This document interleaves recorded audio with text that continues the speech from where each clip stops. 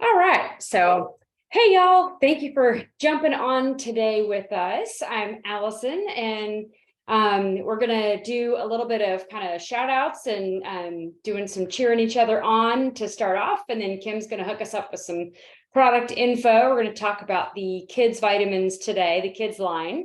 And then we're going to cover some in chapters 4 and 5 in our Build to Last book. So I know y'all, Christy, you got to do it again. Just do it again because now we're recording. I know we were chit-chatting beforehand.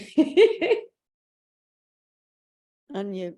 Okay, so Sarah and I won the cruise. We earned the cruise. We got over 1,300 points. So now we're working on sweeping the contest. Yes, that's awesome. Congratulations to both of y'all. That is so exciting. Well, I have an incredible team. I signed up a new VIP last day of April, and she is knocking it out of the park. So I did not do this alone. It is really a team effort. So everyone on my team, I just appreciate everybody so much. It's amazing. That's so awesome. Yeah, it's never a team effort at this point. I mean, never, you know what I mean. Oh, y'all, sorry, my brain is a little out of it. And we want all of you guys here on the cruise. Heck yeah, I know. We need to just have a giant cruise party. Let's do it. I have a shout out too. Megan's not on here, but she had her highest points ever in May also. Awesome. Very cool. Very cool. Which Megan was that, Sarah? What's that? Which Megan was that? Okay. Megan Hendrick. Yep. And Alex Wilkinson signed her first VIP just a few days ago. So this month. So that's awesome. She's trying to go fast start silver. So yeah. And Jill, where'd she go? She's still on here. Jill re-ranked to senior gold. Woot woot.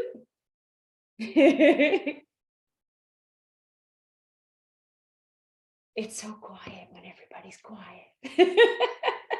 Anybody else got any shout outs and exciting news? Anything? Well, I know Kim added 4 for the month of May, and I took Sarah's suggestion for the screenshot for Leaders Retreat and made up the qualification screen, or like the templates for Kim and Sally and myself last night. So I haven't sent that to you yet, Kim. Yes. Awesome. That's perfect because we're going to talk about visualizing too today. So that's perfect. I love it. Anybody else? Okay. All right. Well, we'll move on and we'll let Kim take over for a minute here and give us the lowdown on some of our kids' products that are amazing. So Kim, unmute and take it away. All right, you guys. So I actually, before we started recording, I was telling Allison that I was really surprised because my kids have been taking this for I'm not talking to you that way. I know I wasn't talking to you. Okay, here, can you take this and go play with Sissy? You see Nana, okay.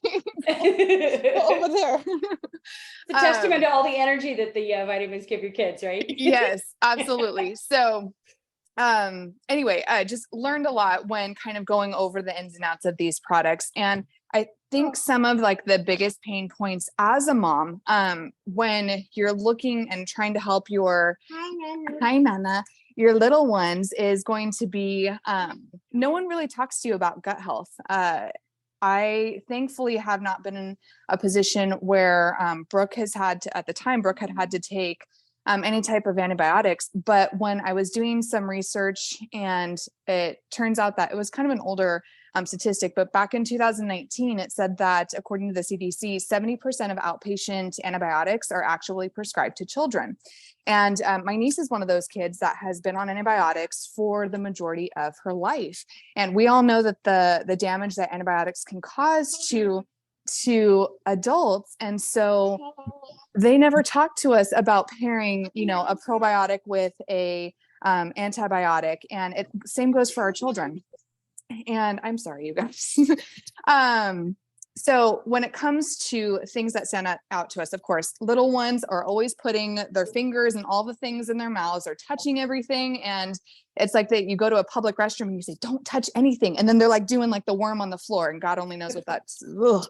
So immune health, and then also the absorption of those vitamins and minerals, because it doesn't matter what they're taking if they're not able to absorb those things.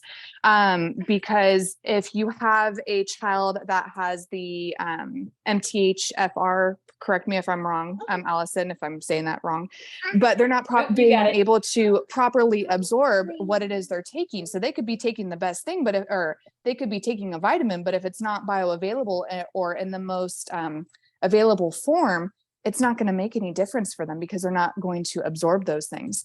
And of course, picky eaters, my picky eater, this little one, if she wanted to, you know, I'm sure all of you can relate, would live off chicken nuggets and mac and cheese if she had her choice. So it really, supplementation is so important for us as adults, but especially for our children, because they are not going to eat all the things that we want them to. And no matter how hard we try. So this line has been incredible. Just a little bit of backstory with our girls.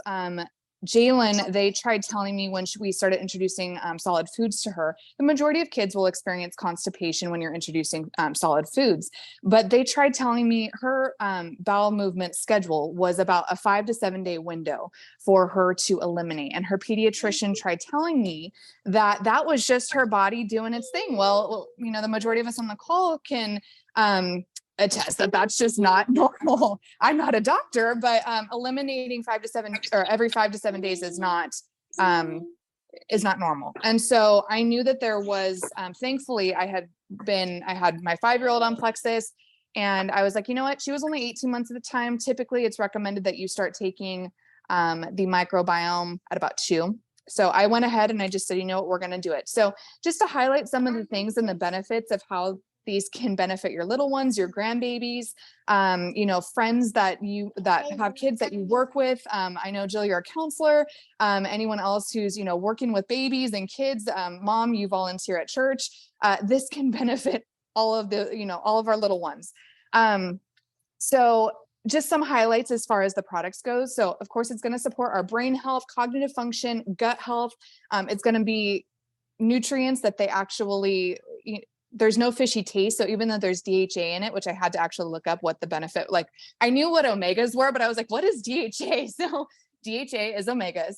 And we want those for, you know, a healthy brain, cognitive function, and even when you're looking at emotional support, behavioral support, and those are all things that our Mega X helps with, but this is going to be in a kid's form that is going to help and support them in all of those things. It also is going to provide, just again, like I said, filling in those gaps. Now, the kids line does include, just to go back to the beginning, sorry, I skipped over this part, includes the microbiome drink for their tummies that just mixes up. It's in powder form, super tasty, no fishy taste. The kids love it. And then we also have our multivitamin and probiotic. So of course, just like our drink, the prebiotics are feeding the probiotics, and the chewable form, it's a speaker, excuse me. Here, play with this. Look at it. It's wonderful. And so it feeds the probiotics, as we know. So with the, okay, look it, you can play with it. Yes, our vitamins are going to be bioavailable. Like I mentioned, of course, there's no artificial colors in them, no flavors, no sweeteners, anything like that. I take that back. There are, of course, our flavors, but they are natural flavors. They're not artificial sweeteners. Now, I did look up some of the most commonly recommended, it was like articles from Forbes, and they recommended a couple different brands, and I looked at the brand ingredients for them. And it didn't surprise me that the first ingredient in a lot of these brands were sugar. It was actually cane sugar, to be specific. And then it was a tapioca syrup, gelatin, pectin, citric acid, natural flavors, added flavors, and so on and so forth. And so the actual nutrients was, you know, at the very bottom. And so unfortunately, so many of our kids' vitamins, I won't name names of them, but that are being marketed to our children are not actually benefiting them in the way that we think. So really this line is just supporting them in all areas. It tastes amazing. My kids love them. And some things to highlight as far as the featured ingredients and something I did not know. So it's going to have, again, the DHA, which we talked about. It's also going to have powerful antioxidants in them. I know. It has an ingredient called hydrolyzed gargum, which is an ingredient that is a prebiotic fiber. When I first read the label on that, I was thinking, why is there a filler and why is it 1,500 milligrams? It's a prebiotic fiber. So if you look at the label and you have someone say, why is that there? It's our prebiotic fiber. You'll also notice that it has folate in it, which is going to be the most bioactive form or bioavailable form. A lot of times what you'll see in kids' vitamins is it's going to have folic acid, and that is going to be the synthetic. A lot of times you will also see the cyanocobalamin for B12 instead of methylcobalamin, which is again just the synthetic form versus the most bioavailable form. You want paper? Draw on this bad boy right here. There you go. Take all the notes for me.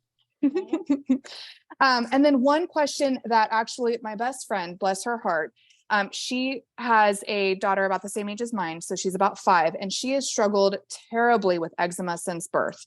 I'm sure if you know any kids that have struggled with eczema, it is just horrible, poor thing, head to toe, really, really bad. And I have talked to her about our kids line. I've shared testimonies with her. And one of the things that she keeps getting pushback from her pediatrician and her dermatologist is the fact that if you read on the back of the label, it says that it contains milk or dairy, something like that.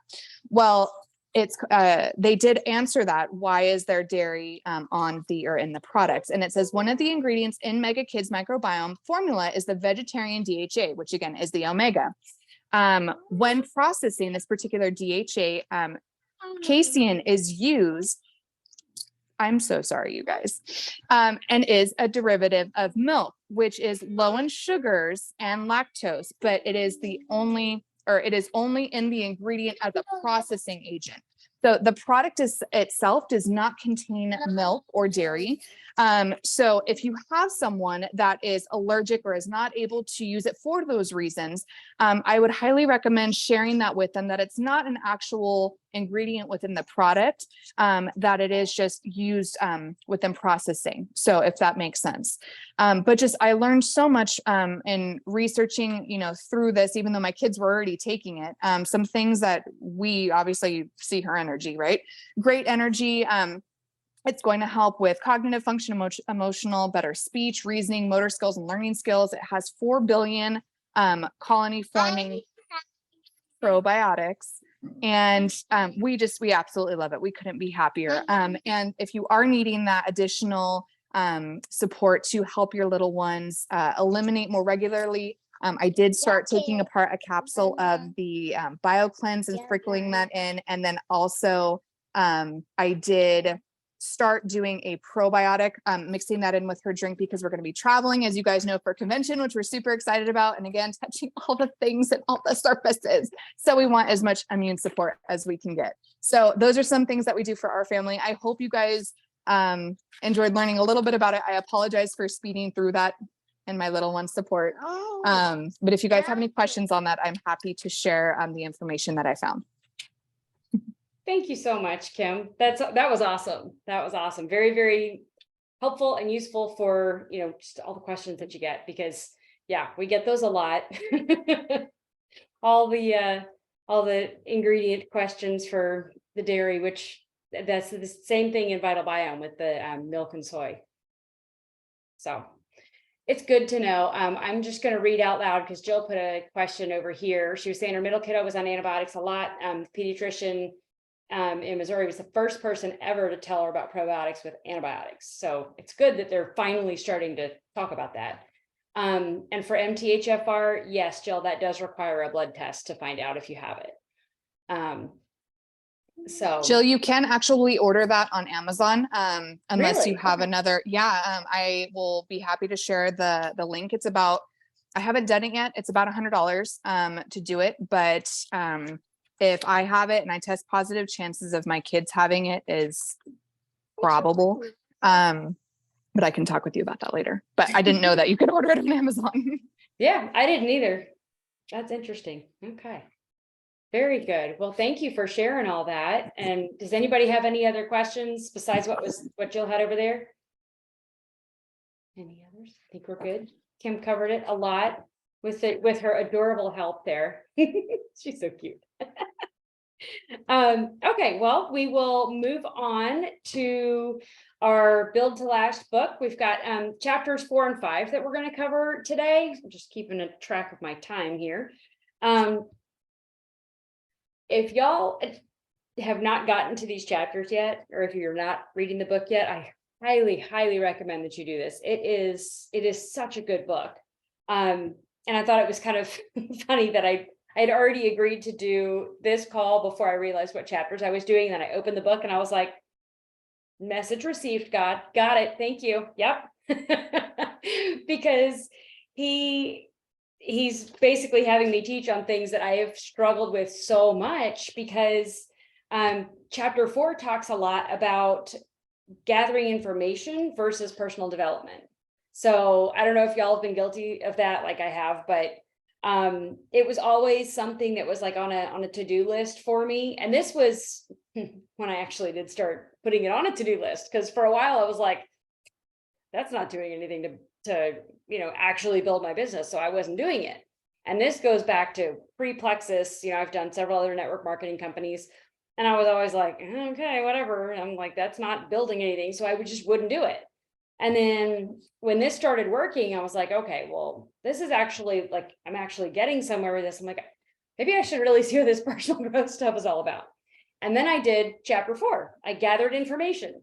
It was the read 10 pages a day, jump on the podcast or the training call and like, listen to this while I'm driving here. But it's not really personal development if you're not taking it and implementing anything. You're not doing anything with it. So personal development, he says, is a process that involves understanding who you are right now and who you need to be in order to achieve your goals and dreams. So like leaders are focusing on who is the person that I need to become in order to build the team that I want. So you do have to implement, but you also just need to become. You need to become that person that you need to be in order to be the person who's ready for these dreams to come true, right? And all of this work that you've been doing. So I thought it was interesting because a lot of people talk about 52 books in a year. I'm going to read all these things and I'm going to read all that. But are you going to be able to implement that much stuff? Like if you're reading all these personal growth books, are you going to be able to get anything out of them? Probably not. Like you're better off slowing down and really getting into one, implementing it, finding the things in it that you need. And that might not be every single thing in every book. You might pick out 3 or 4 nuggets from a book that you read, and that's what you need to implement. And that might be it in that book. And that's okay. Those things, implement them, then move on to another one. And I did this also, and I like it. Like I said, this is a work in progress. I did these things. I was very happy. So I hope that if y'all are reading this, you're doing them too. It says start by jotting down the leaders in your company and leaders that you admire, and list the qualities that you admire in those leaders. Does anybody want to jump in and give me qualities, or type them in the chat of qualities of leaders that you admire?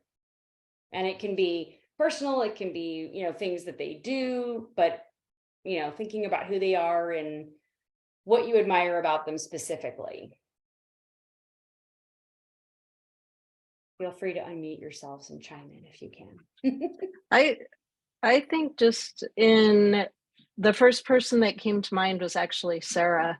And I think Sarah has such a great example, and it's obviously evident in the growth of her team as far as really investing in personal development and getting really involved in the Brooke Hemingway's teaching.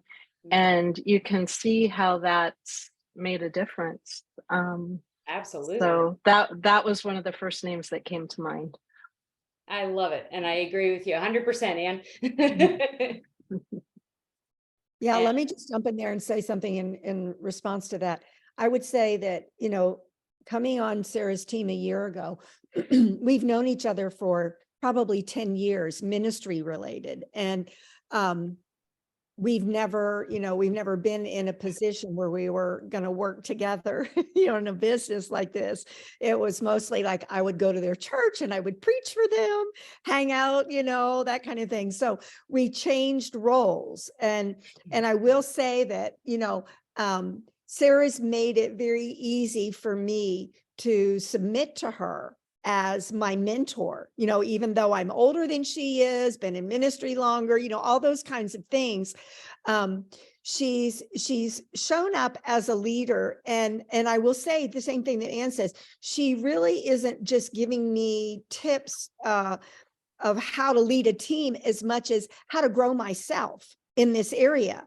And, introducing me to, hey, you need to listen to this podcast. Hey, you need to follow Bob Heilig. I mean, she's always throwing me stuff to listen to and to, do stuff with. And it's not all the how-tos of network marketing as much as it is personal growth. And so I just wanted to agree with Ann on that one, that Sarah's a good leader for that. That's awesome. I love it. And Linda wrote in there positivity. Absolutely.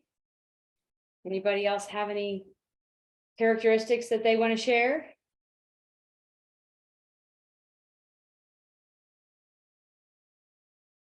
Vulnerability, yes, Christy, I agree. I think overall enthusiasm, just the enthusiasm, always. Mhm. Absolutely. Yep. So when you're at home and you're making your list and you're thinking these, like, really take some time and like just picture those leaders that you admire and that you're really inspired by them. Picture who they are and write down their qualities that that you want to emulate. Write down the things that you like about them and that you see taking them further. And then what it says to do is rate yourself on a scale of 1 to 10 for each of those qualities that you'd like to grow into, because that's going to give you your scale. And then they talk about what's called bridging the gap. So you know where you are. If you wrote down your number, let's say you're a 6 on one of them and you write down your 6, but you think someone else that you idealize is a 9 on there. So you're like, okay, so my gap is 3. I have this little gap, and how am I going to get there? How am I going to improve that?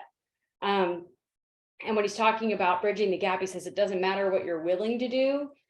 You need to find the piece that you're not willing to do.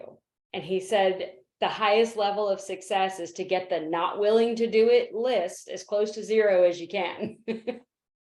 Which I just thought was really an interesting way to put it, because he says it's not the place you don't, or he said it's always the place you don't want to go, the things you don't want to admit that you need to address, that you need to improve, that you need to work through, that fear, that doubt, that insecurity, that depression, that I'm not good enough self-talk, that piece you've been carrying around with you since childhood. Whatever that is, get clear about those places you don't want to go and those things you don't want to do, because that's where real change and growth occurs. And I thought that was very, very cool. So, and he talks a little bit about getting a mentor, like somebody that you're working with, and they're saying make sure that the person that you want to work with either has what you want or has done what you want to do. So you need to pick somebody that's gone where you want to go, because how else are they going to teach you how to get there, right? And he's, of course, he's saying, do it while you're doing all this personal growth. Also do the work, because we learn and do. This is, learn by doing type of business. That covers really the points that stuck out to me in chapter 4. Does anybody else have anything they wanted to share on that, that first chapter? Sorry, I know I only have about 10-ish minutes, so I'm trying to kind of make sure I can get through it. Chapter 5 is talking about your belief, build to last in your belief. It says the biggest obstacles to building a larger organization is not recognizing the value of what you have to offer. And I don't know about y'all, but I'm pretty sure most of us have been guilty of this, especially when we started, where you're going, well, I don't want to bother them. well, I don't want to keep following up because I feel like I'm being pushy and I feel like they're, they think I'm pushing the business on them. I think we've all run into that at least at some point or other.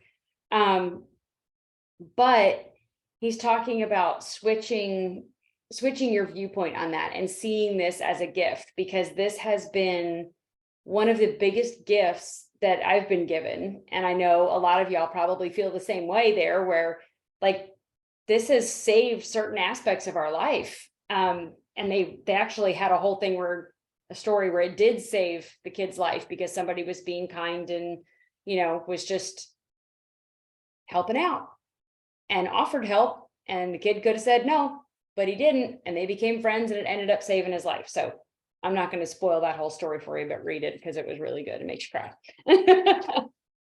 cry. But he's basically challenging you to look at your network marketing business as a gift.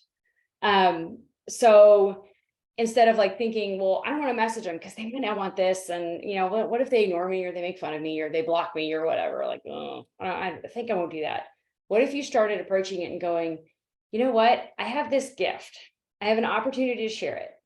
And they might really want this. This might be exactly what they've been praying for and what they've been just hoping for and trying to find. And we've got it. And if we don't tell them, it's the analogy we use a lot of, if somebody that we'll just go with preplexus. If somebody had a headache and you had ibuprofen in your purse and they were like, oh, my head hurts. And would you look in your purse and be like, well, I got that, but I'm not giving it to them. No, nobody would do that. We would be like, of course, I have some ibuprofen. Do you want some? Because that's just what we would naturally do. So if we treat our business the same way when they're hurting, they're whatever it is that's going on, and you're like, well, I can help you with that. I've got a great company. I've got, whether it's business related, whether it's health related, whatever it is, like I can help you with that. And you're looking at it as a gift. And if they don't want it, that's okay. They might, and they probably will eventually. But we just have to offer it. That's what we're called to do, is to offer that gift. And going back to what Anne was saying earlier about visualizing, he talks about visualizing your highest good. So he says, visualizing is simply seeing in your mind what you want before it comes into being. So he's saying, spend some time visualizing and seeing where you want to be and, giving yourself these timelines. Where would you be in 5 years? Where would you be in 10 years? And sit and visualize it. Think about it. See yourself in the Lexus, see yourself on the Jewel trip, see yourself on a cruise, because clearly that works, right? I'm sure y'all visualize the heck out of that. And then you need to ask yourself, like, am I willing to do what it takes to become the person I need to become? And his suggestion was, if you kind of run into any negative thoughts or your thoughts kind of start to spiral, you're like, wait, no. I am willing to do what it takes. I can, I will, I am. And he says, repeat it over and over and over. I can, I will, I am. I can, I will, I am. And repeat that over and over. Because that kind of helps you with your belief and helps you with your mindset in that.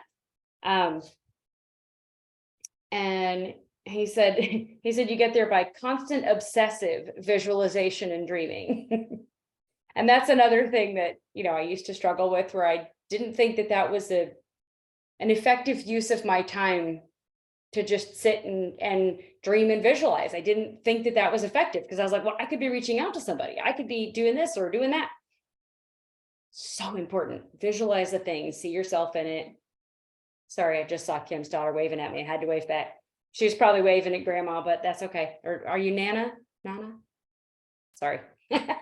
She's probably waving at you, but I just saw her waving. I was like, oh yeah, I'm just going to wave back. Yeah, so he was suggesting putting it on sticky notes and putting it all over the place. Make a screen on your phone with it. I actually have my lock screen on my computer says, I am a leader of leaders. I like on it. So every time I go to my computer, I look at it, it says, I am a leader of leaders. So find what works for you and where works for you, that you'll see it, and it'll be that constant reminder, and it just helps you to kind of refocus that a little bit. So, and my favorite quote he put in there was, building it fast is fun and building it slow sucks. I thought that was kind of funny, but also kind of true, because sometimes it's really frustrating when you're building slow. And so you get that mindset changed, and I truly believe that anybody can explode their business with it when you get in the right mindset and you're visualizing it and you're doing that growth and you're doing what it takes to get there. So that is what I have for chapters 4 and 5. If y'all have anything to add onto there or anything that stuck out to you in that one. Yes, that quote that he mentions in chapter 5, where he has you write it down so that you are reminded of it every single time before you start your IPA.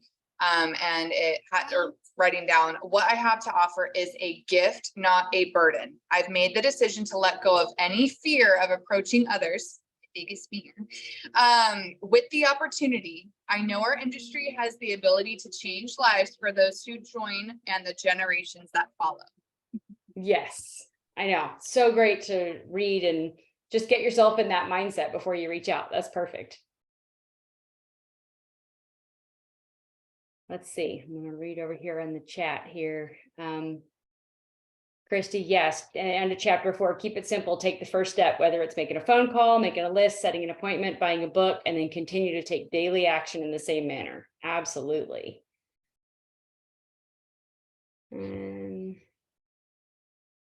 Yes, Linda said since a friend had her colon removed, she'd become way bolder, because it's hard to go, oh, I wonder if something could have helped.